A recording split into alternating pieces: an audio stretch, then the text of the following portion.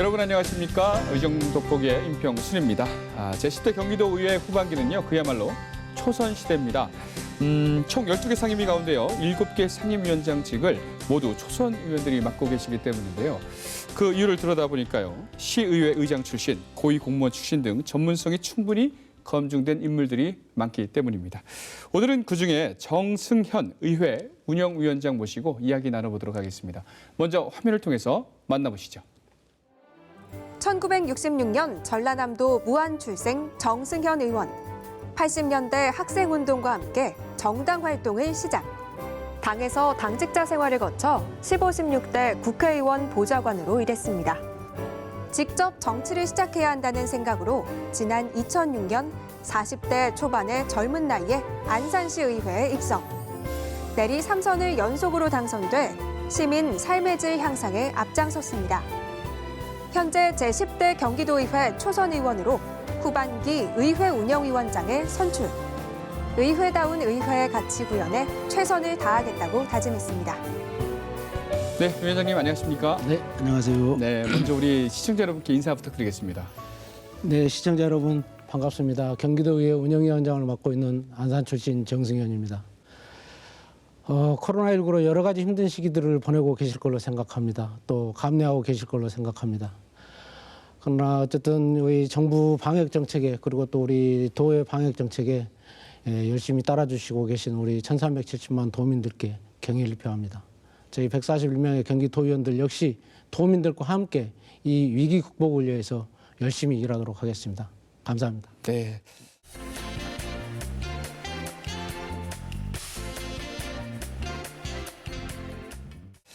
인사 말씀부터 비장하셨습니다.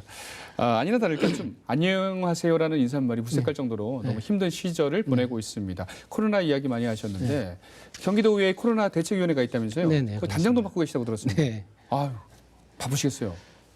전반기 때 이제 코로나 이 대책위원회가 꾸려져서 그때 이제 대책위원으로 활동을 했고 이제 후반기 때 현재 이제 단장으로 이제 맡고 있습니다. 여러 가지 어깨가 무겁습니다. 대책위원회는 지금 활발하게 지금 회의하고 대책을 좀 세우고 있습니다. 지금 이제 사실 매주 이제 일일 상황회의를 지금 하고 있는데 지금 현재 이 행정사무감사 그리고 예결위 심사 기간이어서 위원들이 일일이 참여하는 게 좀 시간적으로 넉넉치 않아서 현재는 집행부 위주로 지금 일을 하고 있고 또 이게 마무리되면은 또 의원들 중심으로 대책위원들 중심으로 또 이 상황회의를 계속 해야 될 것 같습니다. 알겠습니다. 단계가 올라가지 않도록 또 경기도 차원에서 좀 애써주시길 바라고요. 오늘은 의회 운영의 위원장으로 나오셨기 때문에 중점적으로 한번 물어보도록 하겠습니다.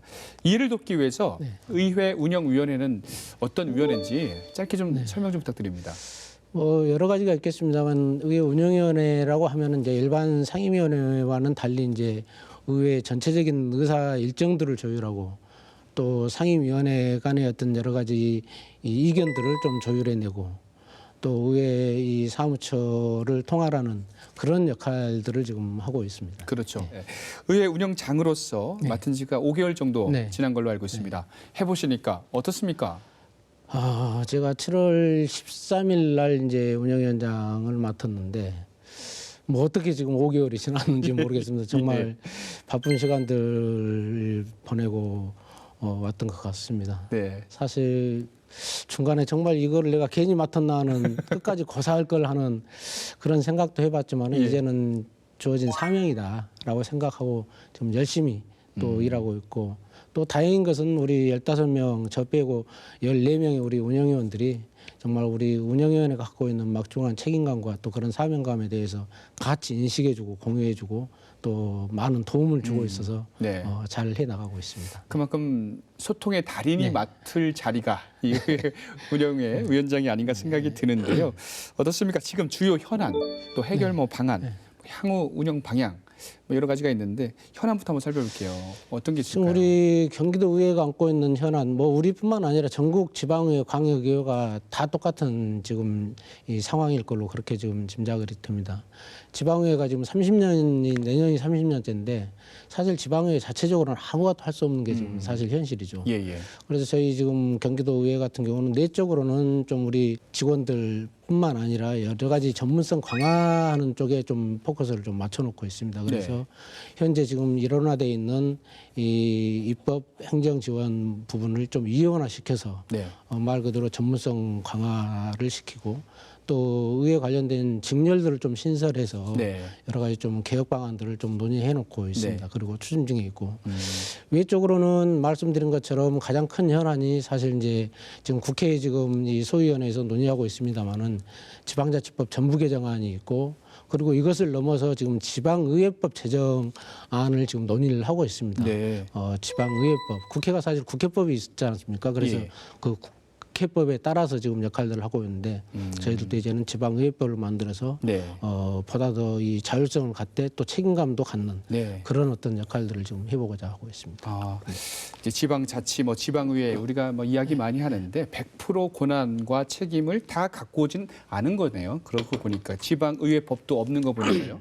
그러니까 지금 사실 전부 다 지금 국회 그러니까 행안위 지침에 의해서 지금 저희 지방의회가 지금 움직이고 있다고 네, 해요. 네. 지금 과언이 아니죠. 네. 그래서 그런 부분들을 이제는 지방의회가 출범한 지 30년이 됐기 때문에 이제는 그렇죠. 좀 스스로 좀 역할을 할 수 있고 그 속에서 스스로 책임질 수 있는 그런 좀 이 의회가 돼야 되겠다. 그리고 네. 이제는 그렇게 할 만큼 나름 성숙돼 있다라고 보고 있습니다. 네. 정부도 분명히 얘기를 했습니다. 네. 저 풀뿌리 민주주의를 네, 이제 그렇죠. 완전히 네. 정착시키겠다.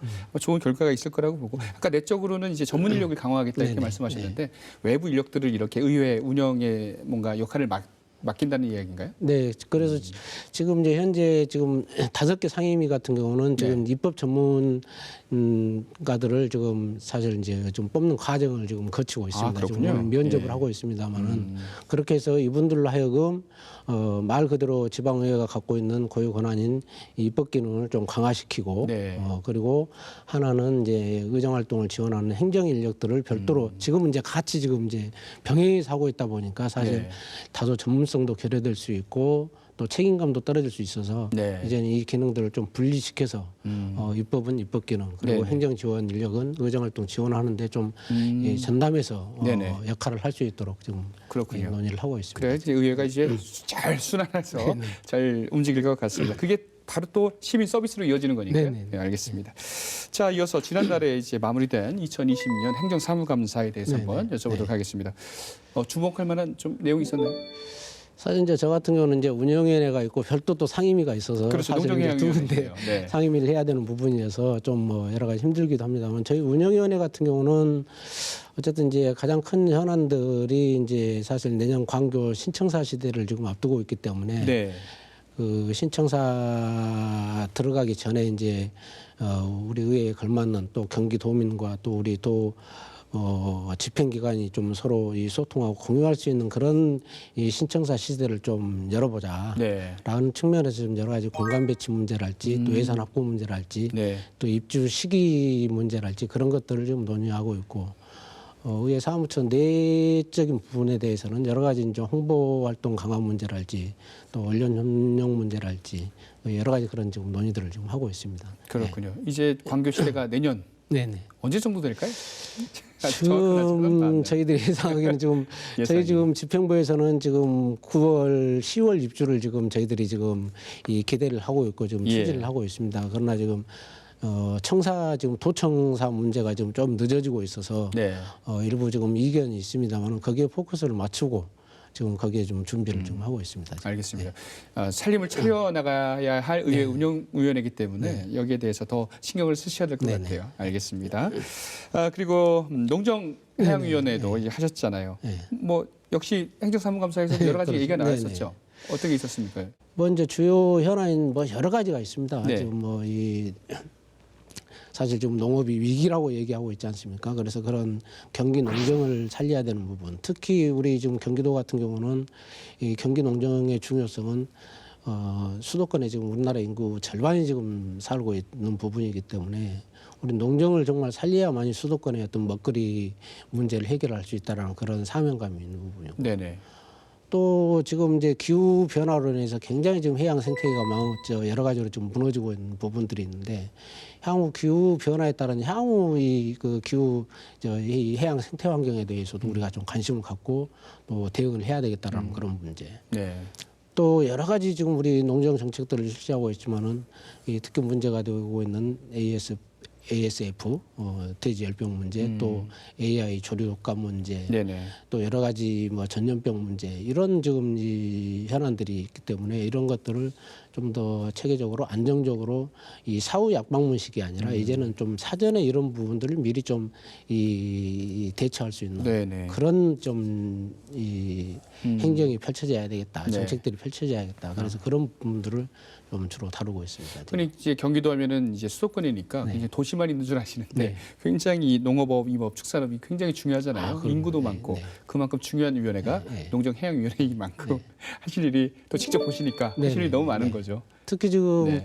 이제 뭐 현안으로 대두가 되고 있는 게 지금 농민 기본소득 문제입니다. 기본소득 문제요. 오늘, 오늘 아침에도 이제 부시사님과 비롯해서 이제 집행부와 이 건과 관련해서 좀 논의를 지금 하고 왔습니다만은 이런 중요한 문제들이 사실 이 농정해양위원회에 지금 소관돼서 지금 그렇군요. 일을 할 수밖에 없죠. 농민 기본소득 말씀 네. 나왔으니까 말 그대로 기본소득이잖아요. 네네. 어느 정도의 소득을 인정해주겠다, 네네. 보장해주겠다. 어떻게 좀 진행이 되고 있나요? 기본적으로 이제 지사님 이제 정책 방향 자체가 이제 기본소득에 굉장히 이제 그렇죠. 이 열정을 가지고 있는 부분이고 그 부분에 대해서 또 절대 뭐 아니다라고 할 만한 그런 뭐 정책은 아니기 때문에 네. 저희 의회에서도 기본적인 방향에 대해서는 좀 동의를 하고 있고 또 나름 좀 이 서로 협업하는 그런 역할들을 좀 하려고 하고 있습니다. 다만 일부 이제 이 기본소득의 본래의 어떤 취지로 들어갔었을 때 이 농민들만 이런 기본소득을 해주는 게 맞냐. 이후에 또 다른 직군에서 이런 기본소득을 요구했을 때 어떻게 할 네. 것이냐.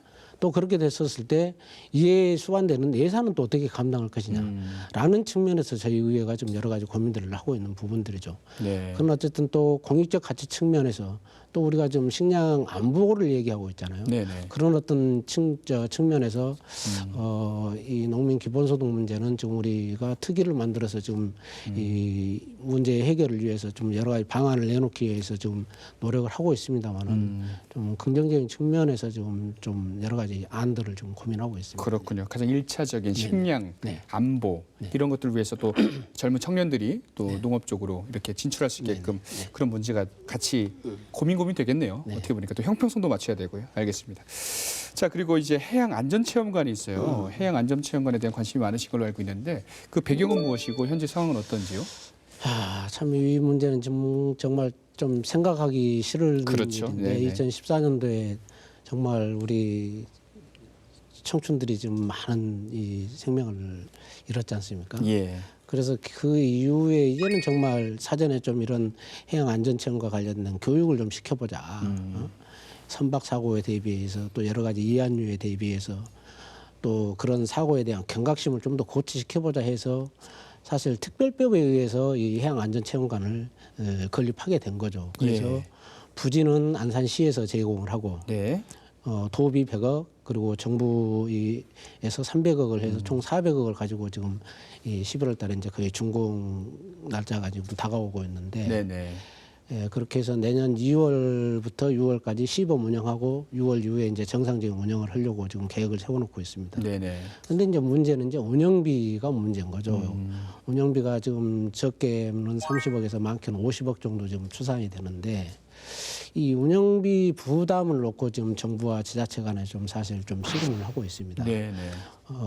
우리 경기도나 지자체에서는 이 사실 태어로 특별법에 의해서 또 36조의 공익적 이 안전을 목적으로 하기 때문에 이거는 그리고 또 특정 지역 주민들만에 의한 시설이 아니고 전 국민 모두 또 우리 청소년들 대상으로 하는 시설이기 때문에 이런 운영비 부담 역시 정부가 해야 되지 않냐라는 주장을 하고 있고 예. 정부에서는 이 운영비는 좀 지자체가 부담했으면 좋겠다라는 지금 이제 부분인 거죠. 그래서 이번 국회 예결에서도 사실 29억 정도 지금 30억 정도 요청을 했는데 8억 5천밖에 지금 편성을 못했어요. 그래서 예. 나머지 부분에 대해서는 지금 국회 소위원회에서 증액 사업을 해서 지금 논의를 하고 있는데 그리고 또 이 부분들이 관철될 수 있도록 좀 우리 또 해양수산부, 이 해수부 공무원들이 좀 여러 가지 이 역할들을 하고 있고 또 지역 김천민 의원을 비롯해서 여러 국회의원들께서 지금 관철시키려고 네. 노력을 하고 있습니다만 네. 좀 더 지켜봐야 될 것 같습니다. 운영의 책임이 어디에서 할 건지 지금도 정부냐 지자체냐 운영비가 굉장히 많이 드네요. 네. 어쨌든 제2의 사고를 막기 위한 해양안전체험관 잘 좀 협의가 돼가지고 효율적인 또 시민들을 위해서 또 학생들을 위해서 이렇게 좀 운영 관리가 되도록 부탁드리겠습니다.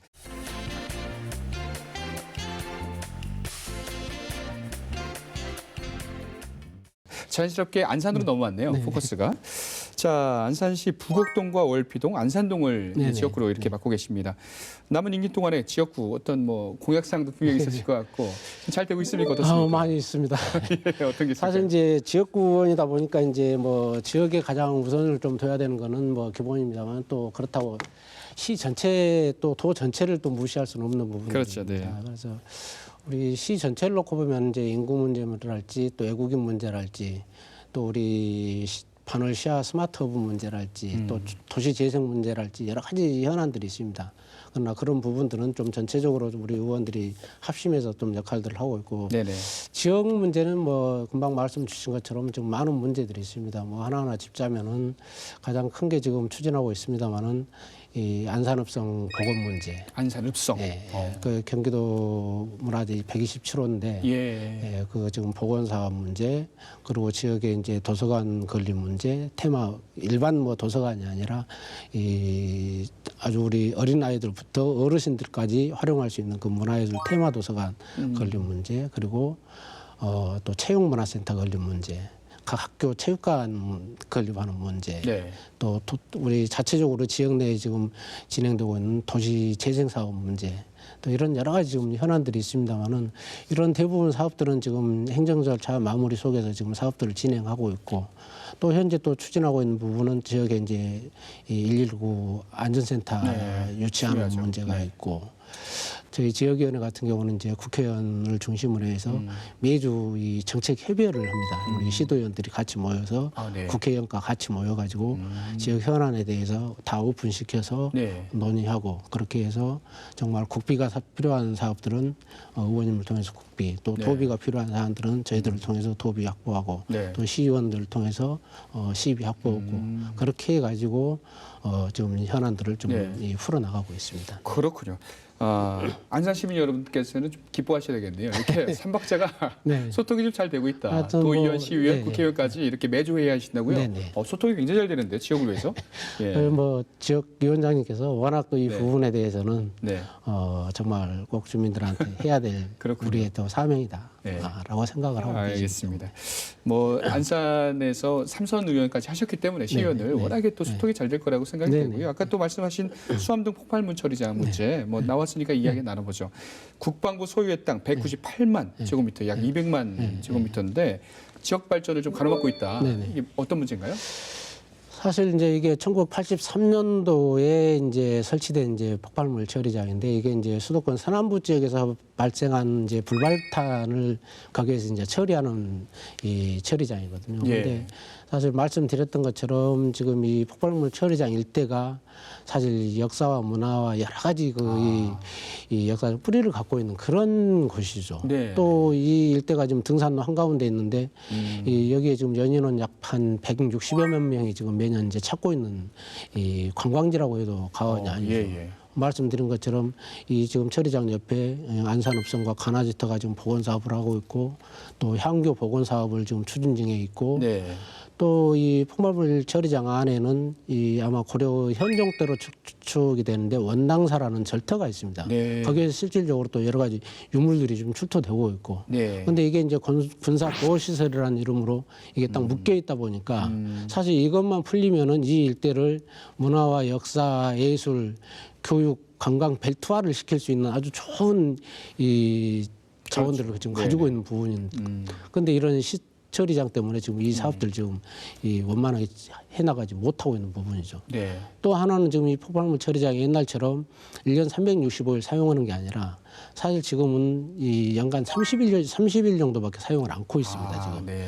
대형 그러니까 소각류에 한해서만 처리를 하고 폭발물은 지금 이 연천으로 지금 다 가고 있기 때문에 네. 이제는 좀 이 10만 평이나 되는 이 처리장을 좀 주민들에게 돌려줬으면 좋겠다.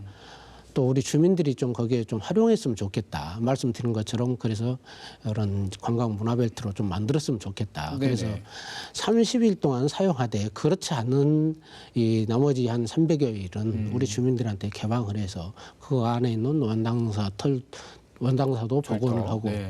그런 어떤 좀 역사적 가치가 있는 부분들을 좀 재구성해보자라는 네. 게 좀 우리의 요구죠. 지금. 그렇군요. 그럼 국방부하고 좀 많이 좀 뭐랄까요 협의를 통해서 해야 되는데 네. 또 지역도 국회의원님과 네. 이렇게 상의를 해야겠네요. 네, 예. 그래서 어떻게 이 진행되고 부분도 있습니까? 이 부분도 지금 자주 상의를 하고 있고 예. 사실 이게 좀 우리 시민 입장에서 좀 이 생각을 열어놓고 접근하면은 저는 뭐 쉽게 좀 풀릴 일이라고 생각하거든요. 근데 지금 워낙 지금 국방부에서 이제 이 부분에 대해서 닫혀놓고 있는 상태인데 자연스럽게 지금 최근에는 좀 여러 가지 좀 논의할 수 있는 그런 좀 이 매개들이 좀 생겼습니다. 그래서 네. 그 부분에 대해서 시가 일정 부분 좀 비용을 들여서 소각할 수 있는 그게 이제 소위 전문 용어로 이제 기폭 챔버 시설이라고 하는데 네. 그런 시설들을 해주면은 그렇게 해서 안전성을 담보해주면은 네네. 나머지는 좀 개방하는 것도 검토를 할 수 있지 않겠는가 네. 하는 그런 지금 논의들을 좀 진행하고 있습니다. 맞습니다. 논의를 하면 네. 안 될 게 없는 거예요. 네. 그런 것 같습니다. 네. 시는 시에서 또 뭔가 해주고 네네. 폭발물이니까 안전성이 그만큼 중요하겠네요. 네. 국방부 바로 수행하고 지금 뭐 하고. 100여 메타 떨어진 네. 곳에 지금 이 주민들이 지금 한 6,500명 정도 아, 살고 굉장히 많이 있거든요. 왔다 갔다 하시네요. 그래서 그런 부분들을 빨리 좀 해결해야 될 그런 수건 사업의 하나로 좀 보고 있습니다. 역사와 문화가 숨결이 녹아 있는 네네. 그 지역이 폭발물 처리장이라는 게 또 우리나라의 또 역사적인 비극일 수도 있고 앞으로 또 미래는 이제 이런 관광이나 또 역사가 굉장히 지금 또 주목을 받고 있기 때문에 이런 게 좀 빨리 좀 복원이 됐으면 좋겠네요. 저도 안산을 자주 찾는 사람으로서 하루 빨리 시민의 품으로 한번 그곳에 한번 나보십시오. 네. 옆에 가야 네, 되겠습니다. 좋습니다. 네, 네. 알겠습니다. 자, 지역 얘기도 많이 나눠봤는데요. 향후 우리 지금 개인적인 질문인데 이번 정치 활동 계획을 한번 물어보고 싶은데요. 어떻습니까? 참 어려운 어려운 질문입니다. 예, 많이 물어봅니다. 너 정치적 목적이 뭐냐, 목표가 어디냐. 그래요?